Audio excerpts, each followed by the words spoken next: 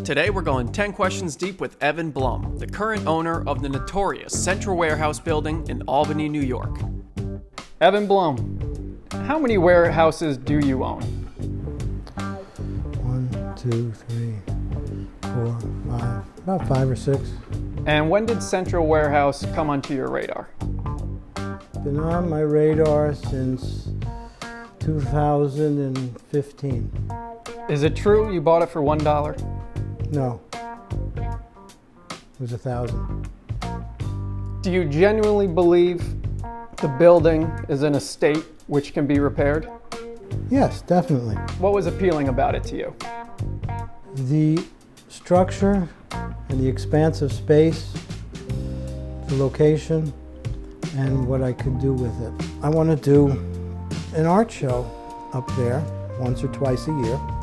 So that was my concept, and I could do probably 500 to 700 artists in that building comfortably, in addition to planting 2 floors of my business in there, which will be the anchor. I have a number of different restaurant operators that want to do something on the roof.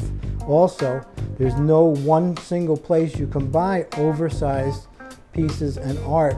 There is no one place. That's what I want, because I specialize in large pieces, and I can do that effectively because I have the clientele for that.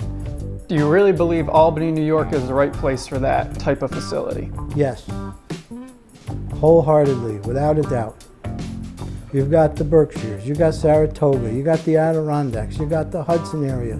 So many people are leaving the city of New York. I've got clients that are big art collectors that live up in the region. Apart from your clients, how do your plans serve the people of Albany? Well, I would say that it would create a nice new bright image for the city and the residents of Albany and the region. It'll show that it's having a rebirth, and it would show that it is sensitive to the arts, which, if you notice, in any blighted areas, mostly it's the arts that bring places back. If you study areas like in New Orleans or in South Beach, in Miami, or if you go to Soho, and Savannah was run down. All those places were just run down, but until the artists move in and the arts came in, it helped turn places around. Eventually the artists get pushed out because bigger money comes in, but they're the ones that propel it. I like the vision, but it's been over 5 years since you've acquired this building, and nothing has happened. So I wouldn't say that. That's not true. What progress have you made? Well, what people don't give me credit for is when I first got the building, I inherited it with a number of violations on it. I cured them rapidly. When you first get a building like that, you're getting your feet wet, you're figuring things out, you talk to a lot of professionals. I went to architects, I went to engineers, I went to designers, I went to contractors. It takes time. It's called due diligence. So I've been doing that for the first 8 months or so when I got the building. But then my father got sick, and then the pandemic came in. So there's 3 years right there.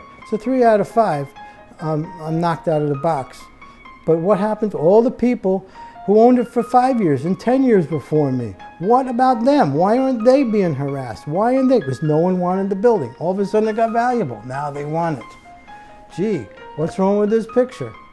You're at a point now, 5 years later or so, where you owe about $500,000 in back taxes. Is that correct? Whatever the calculation is, yes. What has prevented you from paying that back? The county and the city with their efforts against me. Do you have any examples? Well, if you check the court records, you'll see in one court they want to take the building, and the other court they want me to fix it. I mean, is idiot written on my face? Pay for something that you don't have, and then good luck getting your money back. I mean, go fix a building, and the other hand, the other part of the region wants to take it away from you. I mean, come on, fellas, make up your mind.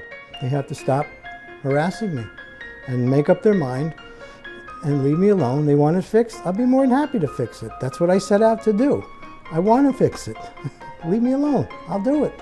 So if the county of Albany leaves you alone, you get your wish, what's your first course of action? I'll decide that when I'm ready to decide it.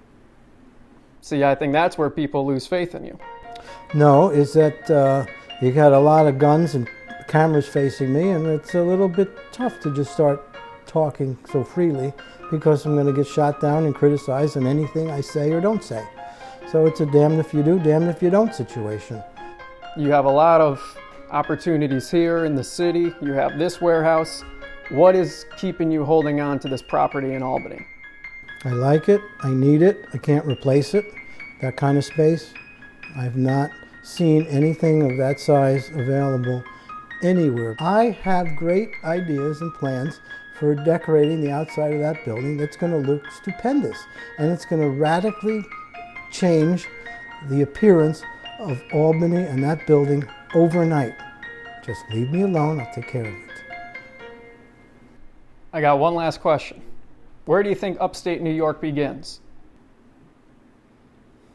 Down here in Manhattan. 10 Questions Deep is brought to you by Martin, Harding, and Mazzotti. Call the heavy hitters at 1-800-LAW-1010.